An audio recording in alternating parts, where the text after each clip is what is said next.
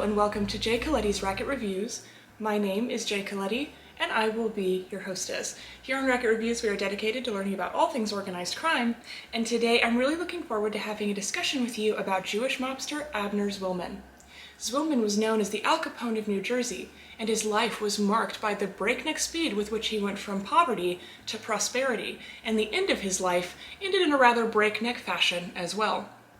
If you're enjoying the channel and would like to become a Racket Reviews patron, please head on over to that Patreon account and join the Coletti family. Now, without further ado, we have much to discuss, so let's get right to it. The details regarding the beginnings of Zwillman's story are quite fuzzy. Most sources claim that Zwillman was born on July 27, 1904, although there is some debate about whether or not he was really born in 1905. Since 1904 is the widely accepted date, that's the story we're sticking with here at Racket Reviews. Zwillman had 6 siblings and was born in Newark, New Jersey to Russian Jewish immigrants Reuben and Anna Slavinsky Zwillman. His father got his start in the US as a peddler, and then later on, he became a real estate broker to provide for his family. Despite Reuben Zwillman's hard work, his family remained below the poverty line, which is probably why when it comes to Abner Zwillman, we don't have too much information about his beginnings. Zwillman was raised in one of Newark's poorer neighborhoods, on what was then Waverly Avenue.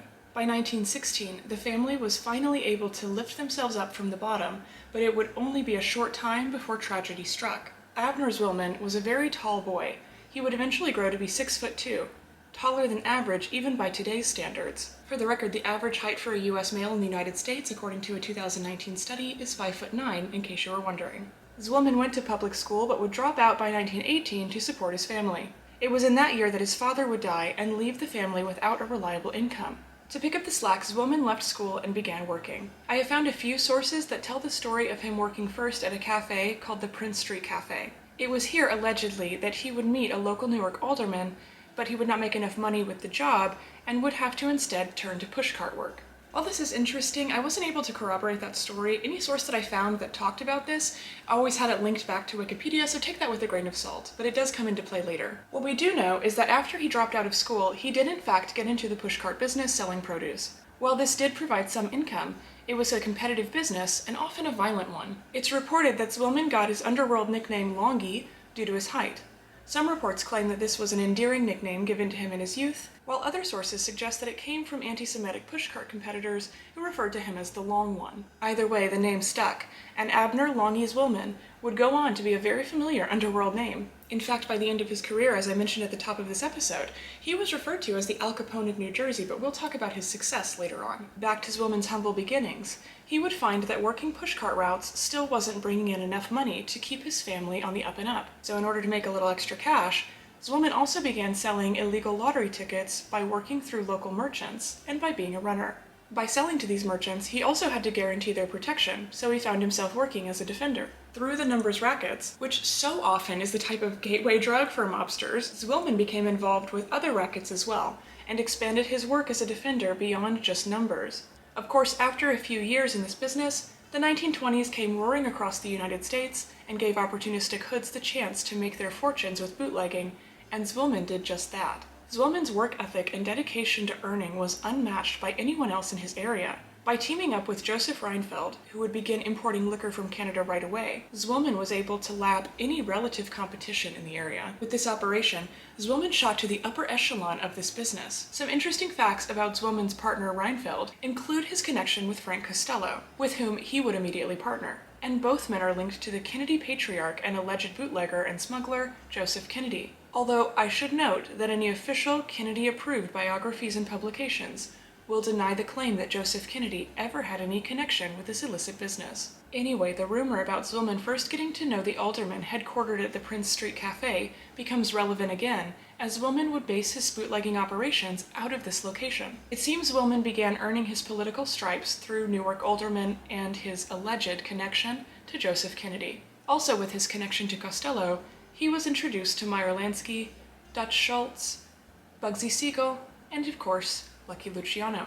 Through Luciano, he would work with mobsters across the United States, like Al Capone, and most intimately with now Genovese, then Luciano family mobsters such as Willie Moretti, the Genovese family underboss, who would take point in New Jersey and work hand in hand with Zwillman, specifically in the field of gambling operations. In Fort Lee, New Jersey, Zwillman and Moretti ran the Riviera nightclub. With the money and influence he gained in New Jersey, Zwillman invested in political power, sponsoring several candidates and campaigns throughout the state. On the highest ends of the estimations, it's believed that Zwillman handled 40% of all liquor smuggled into the United States during Prohibition. That's how influential he became in such a short period of time due to his relentless work ethic.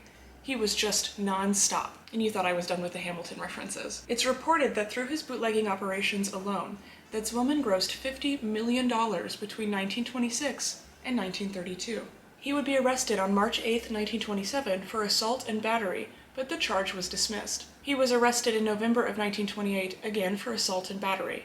He would battle this charge until he was convicted in 1929 and sentenced to pay a $1,000 fine and spend 6 months behind bars. This assault charge is the only time Zwillman was ever convicted of committing a crime. Even with this time behind bars at the Essex County Penitentiary, it's believed that Zwillman had a fairly comfortable stay. Not only was he treated to meals outside of the penitentiary walls, but he was given a telephone and permitted to receive visitors at any hour. Clearly, his political connections were paying off. Upon his release, it's alleged that he gave cash gifts to several of the prison guards and even sent a brand new car to one of the prison officials. With his money, Zwillman would invest in legitimate businesses, specifically the jukebox industry, cigarette vending machines, especially through his ownership of the Public Service Tobacco Company, and general vending machines, with his ownership of Runyon Vending Machine Company. Building his fortune further on July 8, 1939, Zwillman married a wealthy heiress, Mary de Groot Mendel Steinbach. Zwillman, Mendels, formerly the wife of John D. Steinbach, was the daughter of Eugene Mendels.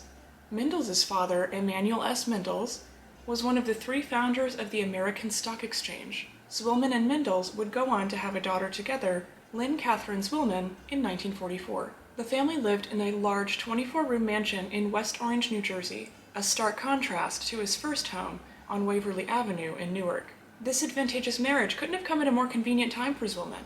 His girlfriend, Jean Harlow, the 1930s bombshell actress whom Zwillman had helped with getting roles at Columbia Pictures since he was able to bribe the studio head Harry Cohn with a large loan, had recently passed unexpectedly in 1937. Zwillman had money-making operations from sea to shining sea in the United States. He was, in fact, very close friends with Bugsy Siegel, and even lived with the mobster in California for a short time. It's reported that he was involved, albeit quietly, with all aspects of the West's entertainment businesses, including the music industry, movies, and of course casinos.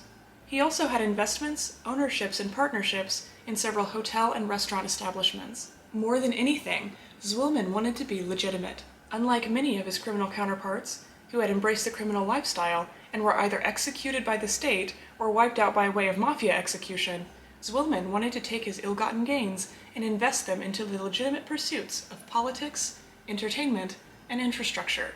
Despite the distance he kept from the criminal underworld's who's who, it is reported that Zwillman was a founding member of the Commission, and perhaps, although some sources disagree, an attendee of the 1946 Havana Conference hosted by Lucky Luciano after he was deported from the United States. During the Great Depression, as with many of his mobster counterparts, Zwillman took advantage of the opportunity for free PR to fund Newark soup kitchens and give needy Jewish and Christian children gifts and food baskets during the various religious holidays.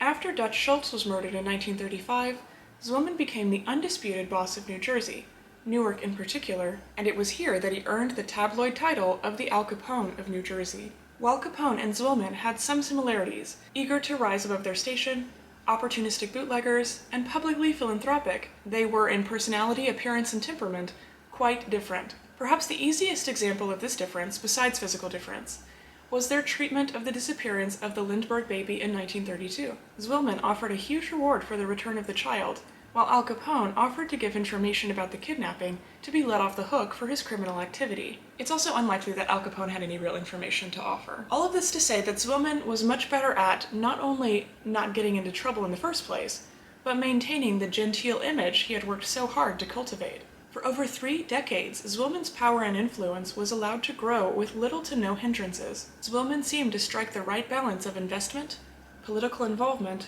criminality, and legitimacy, that is, until 1951. As was the case with many of these early mobsters, the Kefauver hearings marked the beginning of the end of Zwillman's career. With this wide-sweeping Senate investigation into organized crime, Zwillman's money and influence were called into question. While Zwillman would confess that he had participated in bootlegging, He would maintain that all of his subsequent businesses were on the up and up. Zwillman had tried to avoid appearing before the committee, but was eventually forced into sitting in the hot seat. He would be called in twice because it was believed that the testimony was incomplete, mostly because the witnesses who had been eager to talk about Zwillman during the investigations into his illicit income were much less enthusiastic about testifying. When Zwillman appeared before the committee, he would plead the Fifth Amendment. When he did answer, he would insist that any relationship he held with known mobsters was very impersonal. He would simply brush off associations simply by acknowledging that they ran in the same circles due to their socioeconomic class. Again, he was willing to admit that he got his fortunes because of bootlegging, but the problem was in 1951, nobody cared about prohibition anymore, and so it's likely that if he got charged at all, it would be a slap on the wrist. Zwillman would be called to testify several times, and he stuck to his story. Yes, he amassed money as a bootlegger, but then invested that money into legal businesses and remained straight-laced ever since. When asked about his political influence, Zwillman joked that he couldn't even get out of a traffic ticket. Other than a few quips here and there, Zwillman would plead the Fifth Amendment 41 times, and altogether keep his mouth shut. The Kefauver hearings would open the door for several investigations into Zwillman's income, and, as you can imagine, led authorities to find several instances of issues with his taxes. Income tax investigations, the kryptonite of all mobsters. He would be tried in 1956 for income tax evasion. At this trial, it is believed that he bribed 2 jurors, causing the jury to never reach a verdict. This trial specifically revolved around Zwillman failing to pay $38,011 in taxes in the 1947-1948 year. Since the jury never came to an agreement, the charges were dismissed, but, subsequently, Zwillman associates were arrested for jury tampering. All of this did serious damage to his public image and legitimacy, and, as it seemed to be implied by the newspapers at the time, that put a serious strain on his marriage.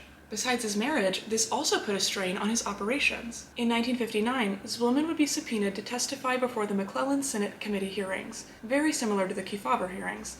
This time, however, Zwillman did not make an appearance. Instead, Zwillman's wife found his body in the basement of their mansion. It appeared that Zwillman, still wearing his blue and white pajamas and bathrobe with a half-empty bottle of bourbon nearby, had wrapped an electric cord around his neck, tied it to the ceiling beam, and hanged himself. It is believed by nearly everyone that Zwillman's death genuinely was suicide, as the world he had built for himself was crumbling beneath his feet due to his legal troubles. In addition to that, Zwillman was in poor health. Zwillman had been seeing a heart specialist for quite a while due to his enlarged heart, and he also suffered from kidney disease. Some do speculate that this was not suicide, though, but instead, a murder made to look like suicide given on orders from either Meyer Lansky or Vito Genovese, who suspected him of being a turncoat. This seems highly unlikely for a number of reasons, but the most compelling to me were the words spoken by Zwillman's wife after finding her husband's body. She claimed that early that morning, Zwillman woke up complaining of chest pain. When she began to worry, he urged her to take a sleeping pill and not think about it. When she woke up later that morning, she went to the basement and found her husband's lifeless body hanging from the ceiling. Abner Zwillman took his own life on February 26, 1959, at the age of 54. At his funeral, 1,500 people stood around the Newark Funeral Chapel, while 350 sat inside for the service. His 80-year-old mother, who had outlived him, was among the attendees. Abner Zwillman was laid to rest at Benai Abraham Memorial Park in Union, New Jersey. I hope you've enjoyed this episode of Racket Reviews discussing Jewish mobster Abner Zwillman. Zwillman was truly a rags to riches by way of the racket story, and it's tragic how his life ended by his own hand. Make sure to let me know in the comment section below or on Facebook and Twitter what you think about Abner Zwillman. Also, don't forget to utilize that comment section in social media to let me know about who or what you would like to see covered next. I always love hearing from you, and I'm always happy to investigate. Make sure to like, subscribe, and click notifications to get more Mafia content sent directly to your sub box. Ciao!